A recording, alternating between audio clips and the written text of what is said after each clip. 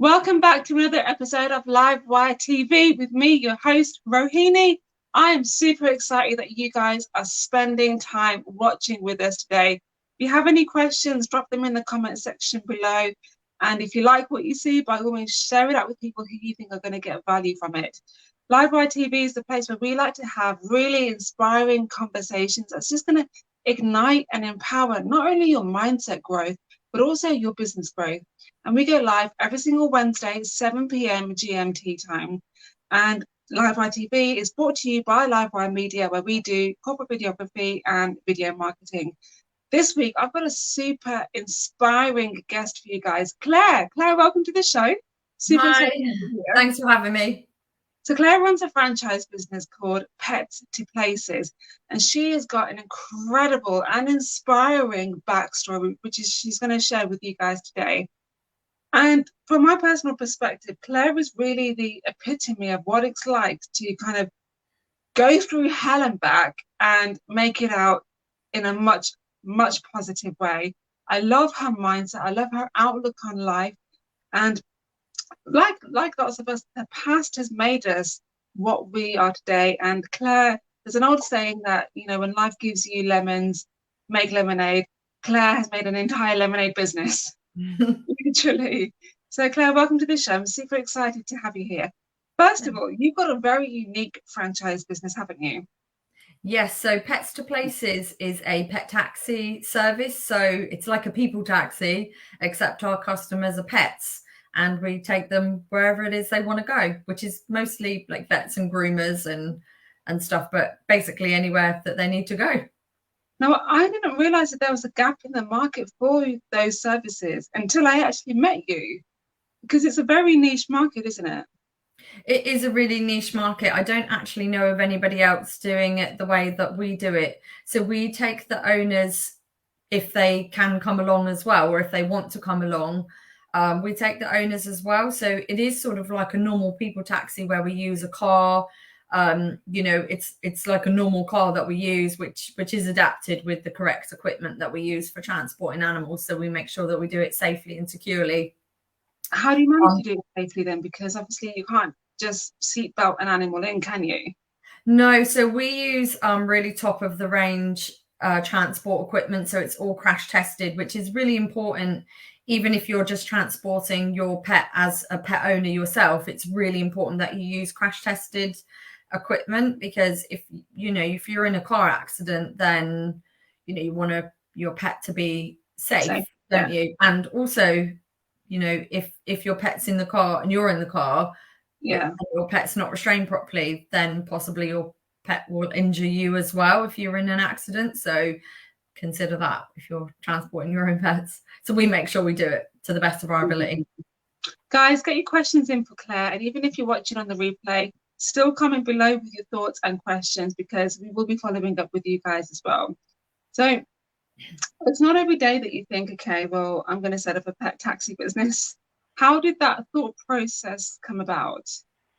Actually, it was a little bit random. So somebody I know works in the vets as a receptionist, and they said to me, oh, we're always getting people call us and they need to get their pets to the vets, but people taxis don't really want animals in their car, which I respect that, because the dog or cat might be sick, or the other end, or they might leave fur in the car, and the next person might be like allergic to pet fur. So I can kind of see why the people taxis don't want to have pets in their car. And the buses, they're a bit hit and miss as well.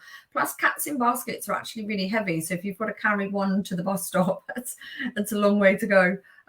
So yeah, the person who I know said, oh, you're kind of in between jobs right now. Why don't you take people to the vets with their pets? So I did. So the business was originally called Pets to Vets, because that's kind of where I started, just taking people with their pets to the vets, funnily enough.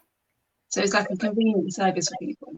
Yeah. It's a door-to-door service. So we pick the people up from their home, take them where they're going. At the time when I first started, it was just to the vets. So take them to the vets, wait for them, and then take them home again as well. But some of our customers are actually housebound. So their pet needed to go to the vet, but they couldn't actually take the pet to the vet. So like I would step in and just pick the pet up from their house and take the pet to the vet for them and then return the pet back home again afterwards. What's your backstory before setting up the franchise business as it is now? So I was born in 78, which was a very different time to what we are now. That makes me 44 for those people who are as bad at maths as me. Thank you. So again, growing up in the UK in the kind of 80s and 90s was a very different world to what we live in today. I grew up on a council estate in a working class family. We were a very traditional family, and my parents, their mindset was very much, you know, like most people in the UK at that time, or most working class people. That's not everybody, obviously, different classes, you know, mindsets, whatever. But, you know, my parents really raised me with, you just leave school, get whatever job that pays you, and, you know, get married and have children. And I think I was raised in a generation where, you know, they're quite a fixed mindset generation, and you know, there weren't really ever any aspirations for me. I didn't really do well at school. I didn't enjoy school.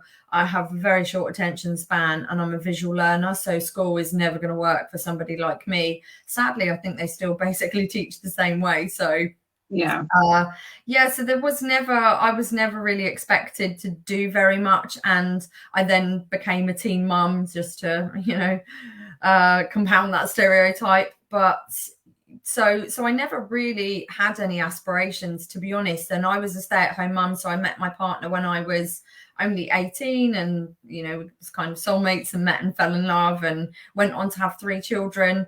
And you know, I was kind of happy with that because I was a stay-at-home mum, he went out to work, so it was like a really kind of old-fashioned traditional relationship where I stayed home and he went to work, and he had a really good job, he was an engineer. So I was kind of happy with that life at that time. But unfortunately, he died in 2012, and I found myself with no income at all. And obviously, we'd never been on benefits before, so I didn't even understand the benefit system. I didn't understand what I was entitled to. Obviously, I was in a really bad place at that time as well. So trying to navigate, you know, how I could sort of generate some income in the short term, just because we had no money coming in at the time.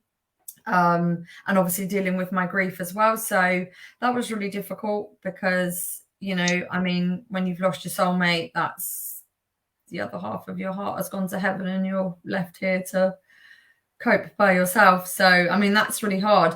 But just before I actually was widowed, so this was in 2012, but in June 2012, I actually joined a franchise business as a franchisee. So it's like a home help, domestic PA kind of home help business.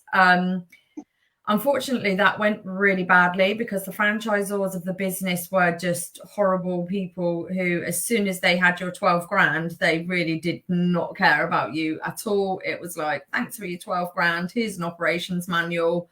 Off you go. So there was like no support, no training. And like I say, I left school with no qualifications. I've never worked in the business world before. I've just been a stay-at-home mum for, at that point, it was like 14 years. So what did I know about running a business? I didn't know anything. And that's why I bought a franchise, because I thought, well, they're going to teach me everything I need to know. But they didn't teach me anything. There was literally no initial training, no ongoing support. Every time you called them, they were just like, oh, it's you again, what do you want now? And it felt like they were just trying to get you off the phone really quickly. So why do you think they were the way that they were? Because they're terrible people. I don't really. I think the problem is with some people is they only really care about money in life. And so as soon as they had your money, they didn't really care. And you, at the top, like I was paying a monthly franchise fee of 300 quid a month, whether, you know, I was earning money or not. And they didn't really care whether I was earning money, as long as they got their 300 quid a month. That, like, there was no support there at all. And obviously I didn't have a clue what I was doing. And then, as I say, I was widowed like 3 months after I joined that business. So that obviously went really, really badly. They didn't really care that I was in a bad place either. And I remember one time when I was literally on the phone crying and begging them to help me. And they just went, it's your business, get on with it. And I was like, really?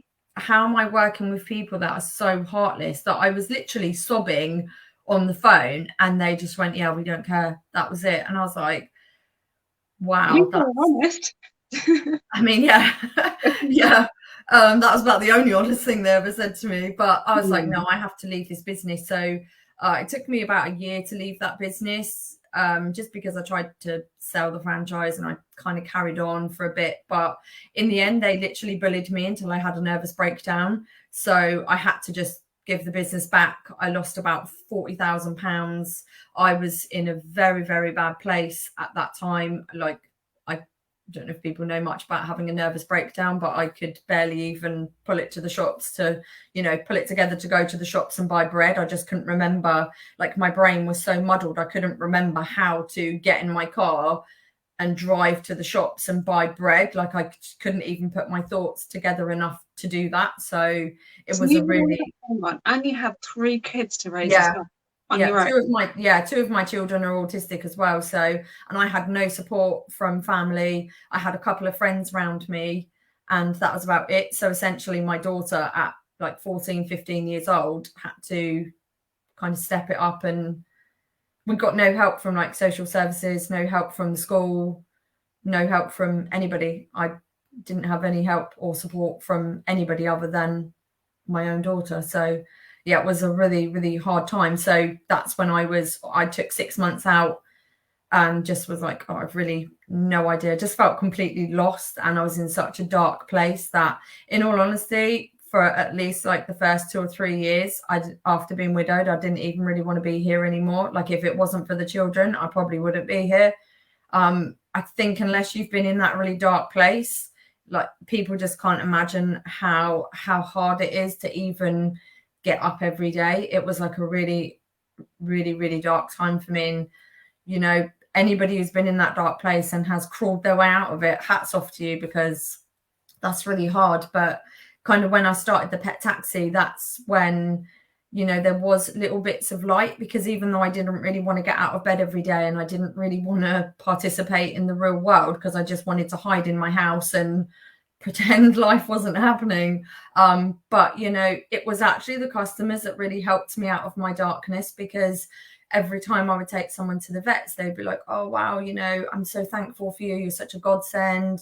You're such an angel. Where would I be without you? And just that kind of helped really lift me up and helped give me purpose. And, it made me feel like I had a place in the world again. And it made me feel like I was needed and that my life had some sort of meaning. Obviously, when you've got children, your life has meaning. But personally, as a person, you need something for yourself as well, not just mum. That's a great, it's a great place to be in life, but I think we all need something for ourselves, don't we? And for me, that was like my little bit of light every day. So even though when I was getting up in the morning, I didn't really want to be that person, I was kind of forced to be this happy person and, start my day with, hi, how are you? And how's your animal? And, I had to be that jovial person. And I think the more I kind of was that person, and the more gratitude and how rewarding the job is. I mean, who doesn't love spending all day with animals? And animal people. So I think it just gave me a purpose, and it gave me a reason. I want to say, like, it gave me a reason for living, because obviously my children were a reason for living, but it gave me, it gave my life meaning, I suppose. So yeah, it was like an inner sense of purpose. Yeah, exactly. What would be your advice to people who are maybe watching this and they are in a really, really dark place? What would be your advice to them? I think just keep going, just keep getting up every day and be really kind to yourself. Even if all you did that day was got out of bed, and even if you didn't get dressed or you didn't get showered or whatever, like if you woke up and you got up, then that's okay. And then maybe the next day you might get dressed, or maybe the next day you might have a shower. And, it takes a really long time to dig yourself out of that darkness. And it took me a really, really long time. Just as I got out of that darkness, actually, I had a builder completely rip me off. So he half built me an extension, ran away with all my money and left me with no money. So that was also a very dark time. But you can overcome anything in life if you just keep going, just keep putting one foot in front of the other, even half of a foot in front of the other. It's, you can get through this. And I know when I was in my darkest times, I used to go to bed at night and just wish that I'd never wake up again, just because that's easier. But, you know, like, everybody has a purpose and everybody has something to give in the world. And you just have to find what it is that you can give. You know, can you go and volunteer and make a difference in someone's life? And I guess for me, that's what gave my life purpose, is that I was making a difference in someone's life. So if you're in that dark place and you need a purpose and a reason to get up every day, go and volunteer. Because I used to do a lot of volunteering. I've done a lot of volunteering over the years, and it just makes you feel really good to know that you're helping other people and that you're making a difference in people's lives. And that's so important for our own feeling of self-worth as well. Love that. Love those tips as well. And guys, if you have any tips, drop them in the comment section below. So you got that out of that dark place. You transitioned. How did you get to that point of, well, how did you actually scale up your business? I mean, it's been really hard because, like I say, I haven't come from a business background. I haven't come from a corporate background. So I've really had to learn. And like, pet transport is a new concept. So not only have I had to learn everything about pet transport, but I've also had to learn everything about how to run a business as well. Because, you know, when you own your own business and you're doing, you know, whatever, let's just say you design websites or something, you know, that might be what you do, but there's so much more to running a business than just whatever it is that your day job is, you know. So there's like accounts and marketing and admin and all this other stuff. And admin and accounts I'm still terrible at. Get a VA and accountant. That's my top tips.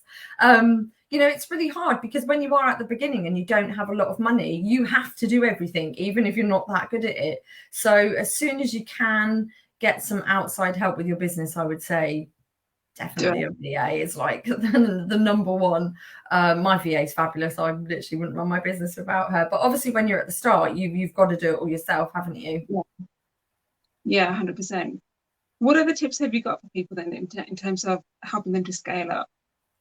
I think number one is you've got to be really passionate about what you do. If you're not passionate about what you do and you don't love what you do, then why are you doing it, to be honest? Like, I love what I do and I'm so passionate about what I do. I've actually become the country's leading expert on pet transport, and I've created my own awareness day called Pet Travel Safety Day, which was on the 1st of July. So it's like an annual awareness day where I educate people about how to transport their animals.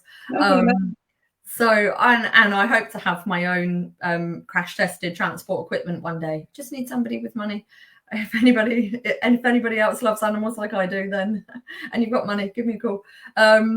Yeah, I think as long as you're passionate about what you do and you love what you do, then that's obviously a really great start. I think you really need to think about where you want your life to go. Like, what do you want from your business? Are you scaling up because you want to earn more money? And if so, how much more money do you want to earn?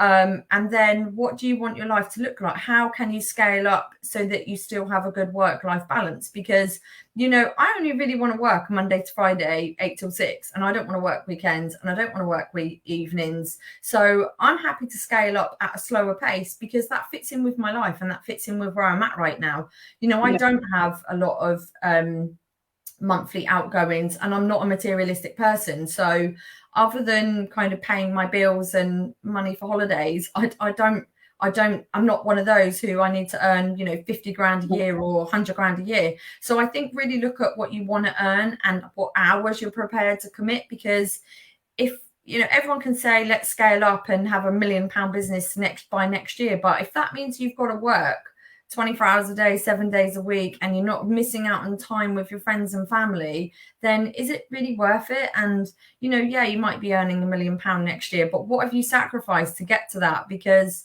you know, my kids are grown up now, so I know it's such a cliche to say, but the time they do grow up so fast and they're only children once. So really do not miss out on your children growing up, because you've always got time later in life to earn lots of money. And obviously we all have to earn money with the cost of living and stuff right now, and that's important. But if COVID's taught us anything, it's that friends and family is the most important thing in life, and you can't get back time when it's gone. So take it from somebody who really does know. Once it's gone, it's gone. I love it. also, like something that people don't mention when it comes to growing a business is the amount of people skills that it requires and Yeah. the mental energy as well. Yeah. How do you deal with that? Well, I think for me, it's about having the right balance as well. So if you're not into meditation, get into meditation. Um, I think that's a really good way. Well, I think you've got to work out what works for you. So I Yeah, think, if you've had a really long day in the office or a really long day at your workplace or whatever, you really need to just de-stress at the end of the day, don't you? And just let it all go, leave it at the door, don't take it home to your family or whatever. So what works for you? Like meditation works really well for me. I have dogs, so I take my dogs for a walk every day. And when I'm out in nature walking, that works really well for me. Maybe going to the gym works for you and doing a good workout, or maybe, a drink down the pub with your buddies for an hour is what works for you. I think, it's horses for courses, isn't it? What works for one person is not necessarily what works for somebody else. And you've got to find what works for you at the end of the day, just to de-stress. Because, I have to say, I did become really obsessed with my job at one point, and it just wasn't healthy because I didn't take any time off. I was basically working 7 days a week for about 2 years with no time off whatsoever. And I was just so mentally exhausted by the end of that. I was like, why am I even doing this? What is your health is not worth whatever it is that your business is. Even if you're in an employed position, your health is the number one thing you need to treasure in life. love it. Guys, we're going to wrap it up here. As always, if you have any questions for Claire, comments, drop them in the comment section below and we'll be following up with you guys. Let us know if you're watching on the replay as well. I'd love it if you commented. So do connect with Claire. The connection details are going to be in the description, either above or below this video. Because honestly, Claire is going places. And I love her humble, down to earth, kind of non-egotistical attitude and approach. And she really is growing an incredible business, guys. So do connect with Claire. But also, if you're interested in taking up a franchise opportunity with Claire, finding out more about Pets to Places, finding out more about how it works, drop her a line. You never know where it's going to lead. So that's it from us for this week, guys. Join us next Wednesday, 7 p.m. GMT time for another inspiring conversation. See you there.